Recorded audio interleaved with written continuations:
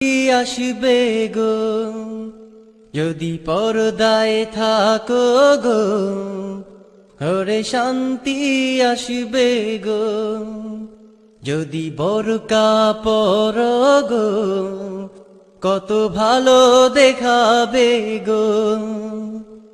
নামাজ পড়ো, রোজা রাখো, আর স্বামীর সেবা করো, কবরে শান্তি পাবে, আবার জান্নাত পাবে গো যদি পর্দায় থাকো গো, ঘরে শান্তি আসবে গো যদি বোরকা পরো গো, কত ভালো দেখাবে গো।